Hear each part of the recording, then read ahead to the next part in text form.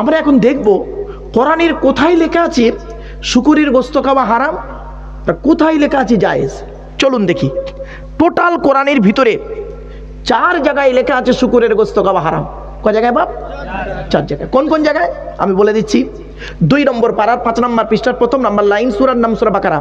ইন্নামা হাররামা আলাইকুমুল মাইতাতা ওয়াদ-দামা ওয়া লাহমাল খিনজির। খিনজির মানে শুকর, হারাম। দ্বিতীয় কোথায় লেখা আছে? 6 নম্বর পারা 6 নম্বর পৃষ্ঠার 1ম নম্বর লাইন, সূরার নাম সূরা মাইদা 3 নম্বর আয়াত। হুররিমাত আলাইকুমুল মাইতাতু ওয়াদ-দামু ওয়া লাহমুল খিনজির। শুকরের গোশত হারাম। তৃতীয় কোথায় লেখা আছে? 8 নম্বর পারা 6 নম্বর পৃষ্ঠা 9 নম্বর লাইন, সূরার নাম সূরা আনামের 145 নম্বর আয়াত। কুল লা আজিদু ফীমা উহিয়া ইলাইয়া মুহাররামান আলা তাইমিন ইয়াতআমুহু ইল্লা ইয়াকুনা মাইতাতান আও দাম্মান মাসফুহা আও লাহমা খিনজির।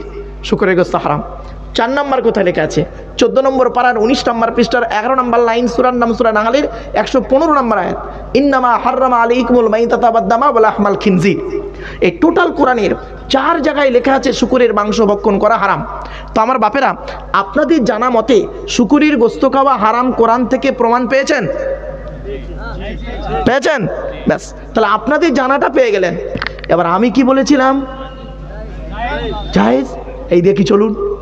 আপনারা আজকের বাড়িতে গিয়ে বাপ যেখানে যেখানে লেখা আছে হারাম, প্রথম অংশে লেখা আছে হারাম, পরের অংশতে আল্লাহ নিজেই কি বলছে শুনুন। ফামানি তুররা গায়রা বাগিন ওয়ালা আদিন ফালা ইসমা আলাইহি। সংক্ষেপে বোঝার জন্য আপনাদের বলছি। আল্লাহ বলছে, বান্দা তুই এমন একটা জায়গায় গিয়েছিস যেখানে শুকরের গোশত ছাড়ার কোনো খাবারই নেই, জান বাঁচানোর জন্য খাবি, আমি আল্লাহ কোনো গোনা লিখব না। তাহলে বোঝা গেল কি, এমনি এমনি মোতলাকান হলো হারাম, মোকাইয়াদটা কি, কজটা কি, জান চলে যাচ্ছে তখন খাওয়া জায়েজ। টাইমিংটা জানতে হবে। আজকের আমরা এই টাইমিংটা জানিনি বলে আমরা অনেক সময় কি করি, বক্তায় বক্তায় নিজেদের মধ্যে একটু তর্ক বিতর্ক করে ফেলি, আর ভক্তই আমরা মারামারি করে ফেলি। ঠিক না বে ঠিক? আমার কথা বুঝতে পারছেন আপনারা? আচ্ছা বাবা, টান টন দিচ্ছে না বলে প্রবলেম হচ্ছে? টেনে টেনে বলছি না বলে? একটু দাঁড়ান, মালটা একটু গরম হয়ে যাক, টেনে টুনে ছেড়ে ছাড়ে দিচ্ছে, চিন্তা নাই, 2-5 মিনিট 10 মিনিট যাক, তারপর টান দিচ্ছি বাবা, টান দেবো বাবা। চলেন এবার আসছি। আমি বক্তব্য করতে করতে কখনো বলবো আপনাদেরকে বোঝাতে গিয়ে, স্থান কাল পাত্র ভেদে বোঝাতে গিয়ে বলবো মদ খাওয়া জায়েজ। যারা মালখোর আছে মনে মনে ভাবছে সুবহানাল্লাহ, এই এতদিন পর একটা পারফেক্ট বক্তা এসছে, তাই না? আমার বাপেরা শুনে নিন, টোটাল কোরআনে লেখা আছে মদ খাওয়া হারাম 4 জায়গায়। ক জায়গায়? ক জায়গায়? 4 জায়গায়। কোন কোন জায়গায় বলে দিচ্ছি, শুনে নিন। 2 নম্বর পারা 13 নম্বর পৃষ্ঠা 12 নম্বর লাইন, সূরার নাম সূরা বাকারা। ইয়াসআলুনাকা আনিল খামরি ওয়াল মাইসির কুল ফীহিমা ইসমুন কাবীর ওয়া মানাফিউ লিন-নাস। মদ হারাম, খমার মানে মদ। দ্বিতীয় মদ হারাম কোথায় লেখা আছে? 5 নম্বর পারা 4 নম্বর পৃষ্ঠা 2 নম্বর লাইন, সূরার নাম সূরা নিসা। ইয়া আইয়ুহাল্লাযীনা আমানু লা তাকরাবুস সালাতা ওয়া আনতুম সুকারা। মদ হারাম। 3 নম্বর মদ হারাম কোথায় লেখা আছে? 7 নম্বর পারা 2 নম্বর পৃষ্ঠার 1ম নম্বর লাইন, সূরার নাম সূরা মাইদার 90 নম্বর আয়াত। ইয়া আইয়ুহাল্লাযীনা আমানু ইন্নামাল খামরু ওয়াল মাইসিরু ওয়াল আনসাবু ওয়াল আজলামু ইলা আখিরিল আয়া। মদ হারাম। 4 নম্বর মদ হারাম কোথায় লেখা আছে? 7 নম্বর পারা 2 নম্বর পৃষ্ঠা 3 নম্বর লাইন, সূরার নাম সূরা মাইদার 91 নম্বর আয়াত। ইন্নামা ইউরিদুশ শাইতানু আন ইউকিয়া বাইনাকুমুল আদাওয়াতা ওয়াল বাগদাআ ফিল খামরি ওয়াল মাইসিরি ওয়া ইয়াসুদ্দাকুম আন যিকরিল্লাহ ওয়া আনিস সালাত। মদ হারাম। এই টোটাল কোরআনের 4 জায়গায় লেখা আছে মদ খাওয়া হারাম। তো আপনাদের জানা মতে মদ খাওয়া হারাম কোরআন থেকে প্রমাণ পেয়েছেন? হ্যাঁ বাবা, পেয়েছেন? বাহ, আমি কি বলেছিলাম? জায়েজ। চলুন কিভাবে খাচ্ছেন এবার দেখি, কিভাবে খাওয়া হচ্ছে আমাদের। দেখুন হারাম জিনিসটা খেয়ে ফেলছি। টনিক খান, টনিক বুঝে টনিক খান, কাশির সিরাপ খান। এমনও ওষুধ আছে গো বাপ যার ভিতরে এই অ্যালকোহলের পরিমাণটা অতিরিক্ত। অ্যালকোহল হালাল নয়, হারাম। আমরা জেনে শুনে বুঝে অ্যালকোহলযুক্ত ওষুধ আমাদের খেতে হয় কেন? ডাক্তারে লিখে দিয়েছে এই ওষুধগুলো আপনি যদি না খান তাড়াতাড়ি মারা যাবেন। আমরা মরণের ভয়ে অ্যালকোহলযুক্ত ওষুধ আমাকে বাধ্য হয়ে নাচারি পড়ে খেতে হচ্ছে। তাহলে বোঝা গেল কি, মোতলাকান আর মোকাইয়াদ বাপে কজটা কি? কখন টাইমিংটা জানতে হবে। এই টাইমিংটা আমাদের জানা নেই বলে গো বাবা আমরা ধর্মটাকে ঠিক মূল্যায়ন করতে পারলাম না। তাই আমি আপনাদেরকে রিকোয়েস্ট করছি বাপ আর একটু আলোচনা করি। আমি বক্তব্য করতে করতে গিয়ে আপনাদের বোঝাতে গিয়ে বলবো, মিথ্যা কথা বলা জায়েজ। ওহ, নতুন নতুন যারা ইয়াং ছেলেরা প্রেম করছে মনে মনে ভাবলো সুবহানাল্লাহ, 4-5টা করে অনলাইনে রাখবো নাকি?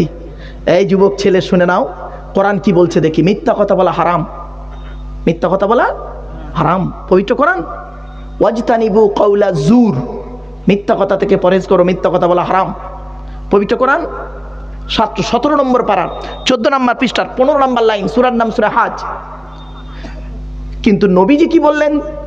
জীবনে 3 জায়গায় মিথ্যা কথা বলা জায়েজ। ক জায়গায়? 3 জায়গায় মিথ্যা কথা বলা জায়েজ। 1 নাম্বার, যুদ্ধের ময়দানে বিরোধী পক্ষকে যত পারবেন তত মিথ্যা কথা বলবেন। কি বললাম? যুদ্ধের ময়দানে বিরোধী পক্ষকে যত পারবে তত মিথ্যা কথা বলবে, কোনো গোনা হবে না। ও যদি বলে আমার 20,000 সৈন্য, তুমি বলো আমার 40,000 সৈন্য, ঘোড়ার ডিম তো আছে 5,000, কোনো গোনা হবে না। 2 নাম্বার, হকের উপরে কারো জান বাঁচানোর জন্য মিথ্যা কথা বলা জায়েজ। ছোট্ট একটা উদাহরণ দিচ্ছি, ধরুন আমরা এখানে বসে আছি সকলে, এমন সময় 16 বছরের একটা সুন্দরী মেয়ে, 16 বছরের যুবতী মেয়ে ছুটে ছুটে এসেই স্টেজে উঠে পড়লো, এসে আমাকে বলছে হুজুর আপনি আমাকে বাঁচান। আমি তাকে বললাম কি হয়েছে রে মা, কি হয়েছে? মেয়েটি বলল হুজুর 4 জন যুবক ছেলে মদ খেয়ে তরোয়াল নিয়ে ছুটে ছুটে আসছে, আমাকে ধর্ষণ করে হত্যা করবে। আমি আপনার এই স্টেজের তলায় ঢুকে গেলাম। মেয়েটি এখন স্টেজের তলায় লুকিয়ে আছে। 4 জন যুবক ছেলে মদ্যপ্ত অবস্থায় তরোয়াল নিয়ে সোজা স্টেজে এলো। আপনাদের সকলের সামনে, এতগুলো লোকের সামনে একটা ছেলে আমাকে বলছে হুজুর আপনি আলেম মানুষ, কোরআনে আল্লাহ বলেছে মিথ্যা কথা বলা হারাম, এতগুলো লোকের সামনে সত্যি কথা বলুন। মেয়েটা কোন দিকে গেল?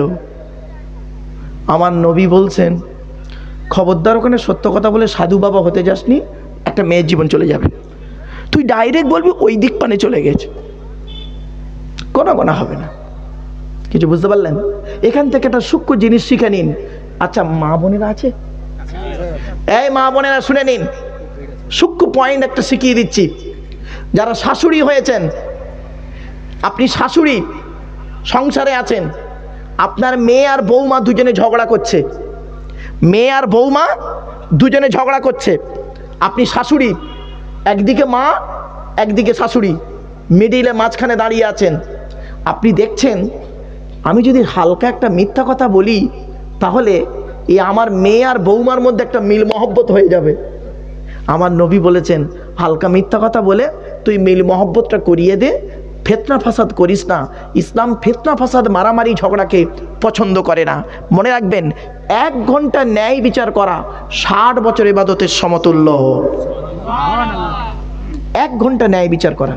আমার বাপেরা চলুন টু দি পয়েন্টের উপরে কথাগুলো বলছি। 3 নাম্বার মিথ্যা কথা বলা কখন জায়েজ?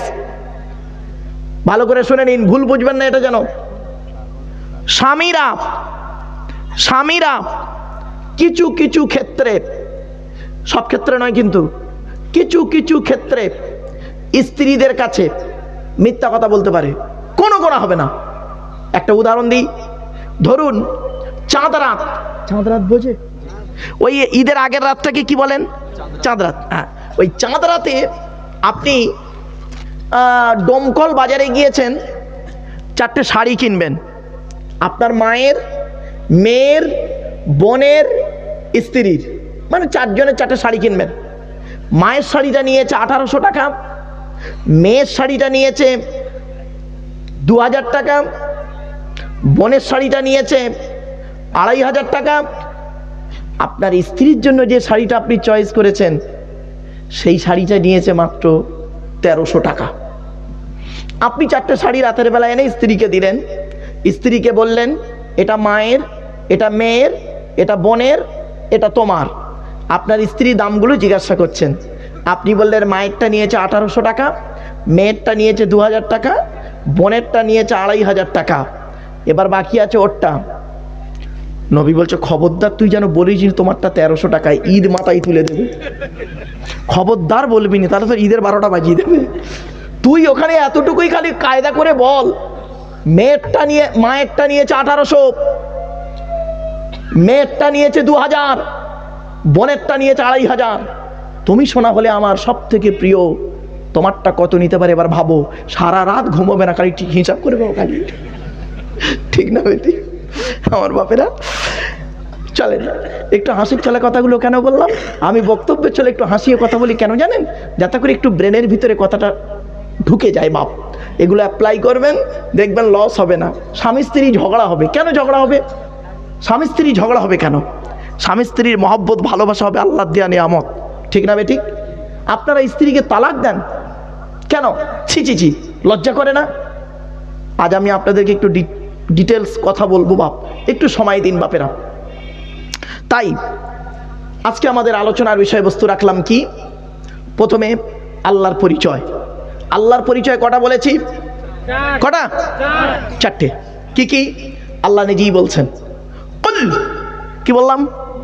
কুল নয়, কয় হস্যউলা কুল, কয় বয় হস্যউলা কুল। দুটো কুলের মধ্যে পার্থক্য আছে। একটা কাওয়ালা ইয়াকুলু থেকে কুল মানে বলো, আর আকালা ইয়াকুলু থেকে কুল মানে গেলো বা খাও। এজন্য যেই ইমামের কোরআন পড়া সহি নেই, ওই ইমামের পেছনে নামাজ পড়াও সহি নেই। ও বাপেরা, আমরা নামাজ পড়তে গিয়ে অনেক ভুল করি গো বাপ। কি ভুল দেখবেন? এই মা বোনেরা ভালো করে শুনে নিন, মায়েরা বোনেরা, নামাজ পড়তে গিয়ে কি কি ভুল করি আমরা। ইন্না আতাইনা সূরা পড়ি না বাবা, ছোট মতো সূরা, ইন্না আতাইনা কাল কাউসার ফাসাল্লি লিরাব্বিকা ওয়ানহার। এই গলার ভেতর থেকে এটা উচ্চারণ করবে না, হাই হুটি হাই হাওয়াজ নয়। ফাসাল্লি লিরাব্বিকা ওয়ানহার এর মানে হচ্ছে নবী তুমি তোমার রবের জন্য নামাজ পড়ো, ওয়ানহার এবং কুরবানি করো। আর আমরা কি বলি? ফাসাল্লি লিরাব্বিকা ওয়ানহার এর মানে শুনবেন, নবী তুমি তোমার রবের জন্য নামাজ পড়ো, ঝোড়া কোদাল নিয়ে খাল কাটো। কোথাকার মানে? কোথায় গেল একটু ভাবুন। জলসা কেন দেন? জলসা দেওয়ার উদ্দেশ্য হলো দুটো।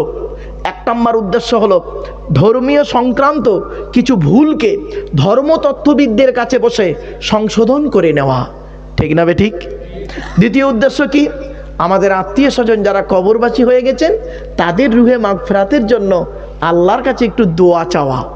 এই দুটি উদ্দেশ্য নিয়ে জলসা করা হয়, জলসা দেওয়া হয়। কিন্তু দেখা যায় বাস্তবে এই দুটি উদ্দেশ্য পরিপূর্ণভাবে আদায় হয় না। এজন্য আপনাদেরকে আমি অনুরোধ করছি বাবা, এই ভুলগুলো একটু সংশোধন করে নিন। আর একটা ভুল বেরোচ্ছে, নামাজ পড়তে গিয়ে আমরা কি বলি? সূরা ফাতিহা পড়ি, তাই তো? আলহামদুলিল্লাহি রাব্বিল আলামিন। আলহামদু গলার ভেতর থেকে এটা উচ্চারণ করবেন, আলহামদু এর মানে হচ্ছে সমস্ত প্রশংসা আল্লাহ তোমার। আর আমরা কি বলি? আলহামদু এর মানে শুনবেন, সমস্ত ছেঁড়া জামা কাপড় আল্লাহ তোমার। ভাববেন, বাড়ি থেকে ভাববেন। মুরব্বীদের বলছি বাবা, ইমাম সাহেবের কাছে বসে এগুলো সংশোধন করে নেবেন, এই ভুলগুলো সংশোধন করে নেবেন। আর একটু এগিয়ে যাচ্ছি। এই রমজান মাসে ভোরের বেলা যে খাবারটি খান আপনারা, ওকে কি বলেন? কি বলেন? সেহেরি, তাই না? শব্দটা কিন্তু সেহেরি নয়, শব্দটা সাহারি। কি বললাম? দন্তেশ্বয় একার নয়, দন্তেশ্বয় আকার। সিহিরুন মানে হলো জাদু করা, সিনে জেদ দিলে দন্তেশ্বয় একার দিলে মানে হবে জাদু করা, হাদা সিহিরুম মুবিন। আর সিনে জবর দিলে সাহারুন শব্দের অর্থ হলো রাতের শেষ অংশের খাবারকে আরবিতে সাহারি বলে, সেহেরি বলে না। সংশোধন করুন। আর একটু এগিয়ে যাচ্ছি। এই স্বামী স্ত্রী সংসার করতে গিয়ে স্বামী তার স্ত্রীকে কি করে দেখবেন, ঝগড়া করতে করতে তালাক দেয়, ঠিক না বেঠিক? আর বাবা বলো না বউ যাবে না, ভয় নেই। শব্দটা কিন্তু তালাক নয়, শব্দটা তালাক নয়, শব্দটা হলো তলাক। কি বললাম? তলাক। ওর আরবি উচ্চারণ কি? তোয়েল আমারিব কপ। বাংলা উচ্চারণ কি? তয় বয় লয়াকার ক। তলাক মানে পৃথক দেওয়া, ছেড়ে দেওয়া, ডিভোর্স দেওয়া। আর তেল আমারিব কপ, তয়াকার লয়াকার ক, তালাক মানে জুড়ে যাওয়া, মিলিত হওয়া।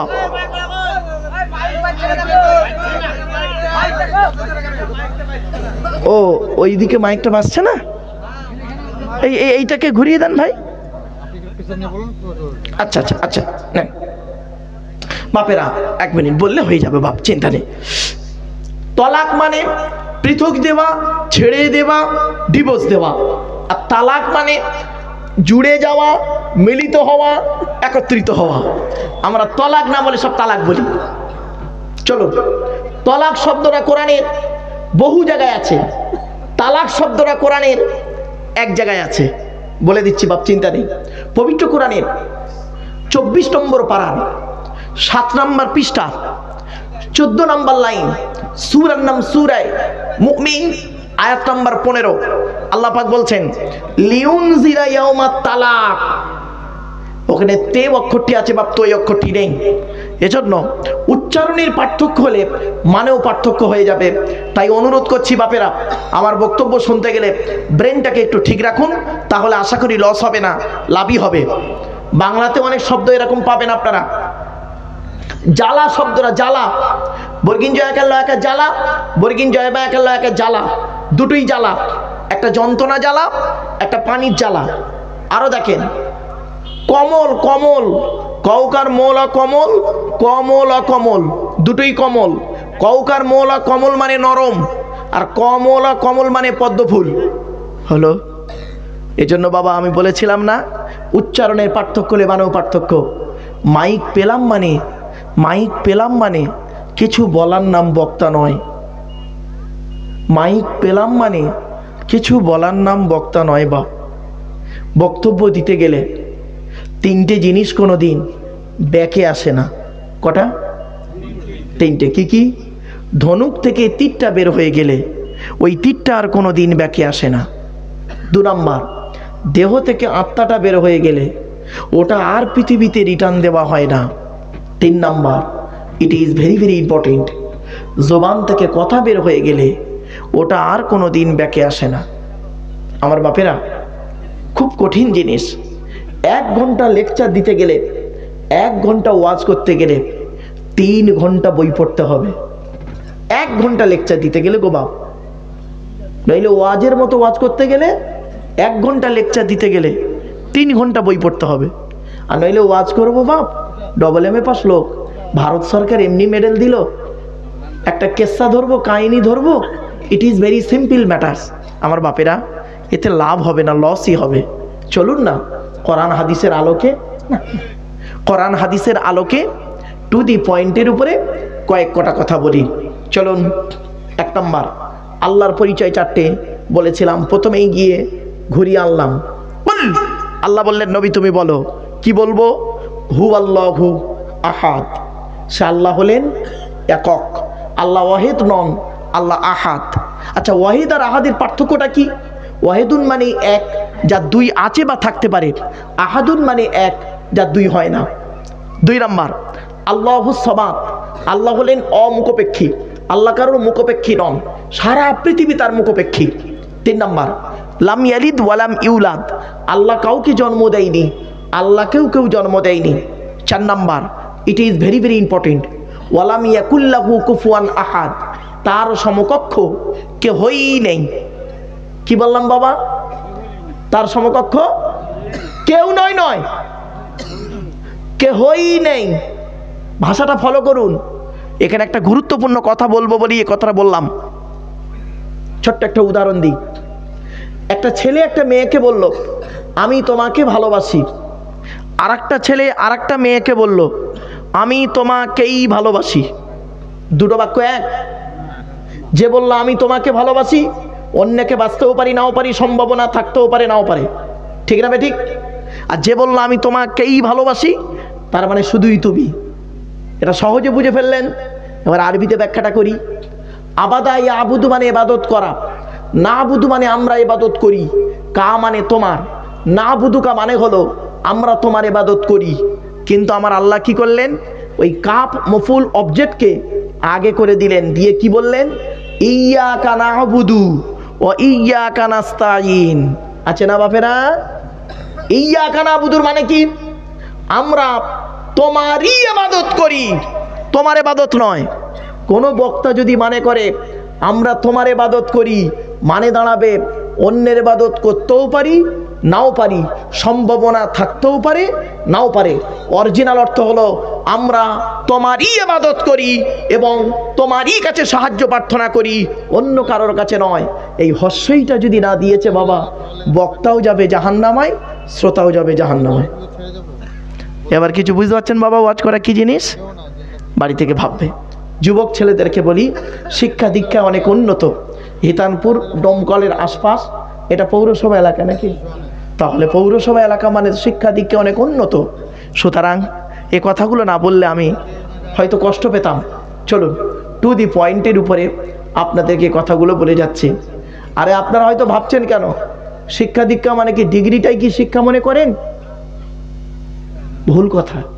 একটা এমএ পাস লোক যদি চোর হয়, একটা 4 পাস ছেলে যদি সৎ হয়, কোনটা ভালো? নামের পরে ডিগ্রি থাকার নাম শিক্ষিত লোক নয় গো বাপ। চলুন না, what is the definition of education? Education কাকে বলে?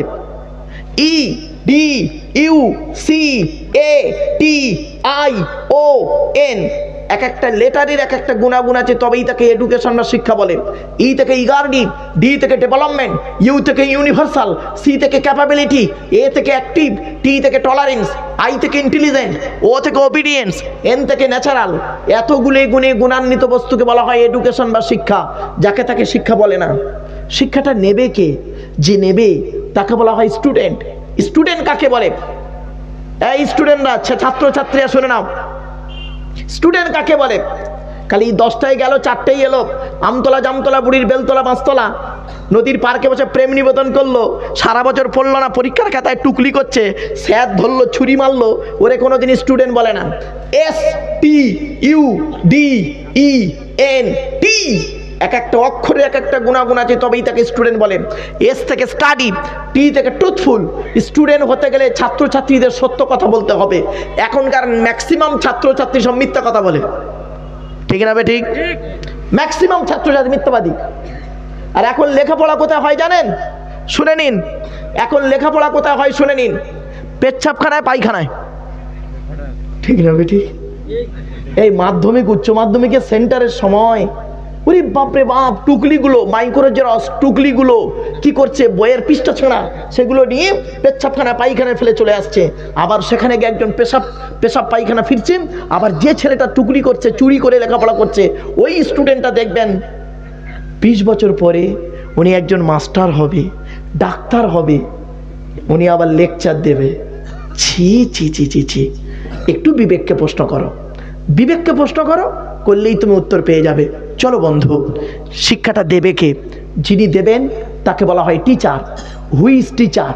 টিচার হতে গেলে কতগুলো গুণ থাকতে হবে, আলোচনার ভিতরেই ইনশাআল্লাহুল আজিজ একটা একটা করে তুলে ধরবো। চলুন, আল্লাহর পরিচয় আপনাদেরকে দিয়েছি 4টে। এখন প্রশ্ন হলো, আল্লাহর কাছে কেন মাথা নত করব? আমি আপনাদের কাছে মাত্র, শীতও পড়েছে, ঠান্ডাও পড়েছে, বেশি সময় নেব না, মাত্র 3টি এক্সাম্পল পেশ করবো আল্লাহ সম্পর্কে। 1 নম্বর, আল্লাহ কি বলছে দেখি। পবিত্র কোরআন আল্লাহ পাক বলছেন কেন আল্লাহর কাছে মাথা নত করব।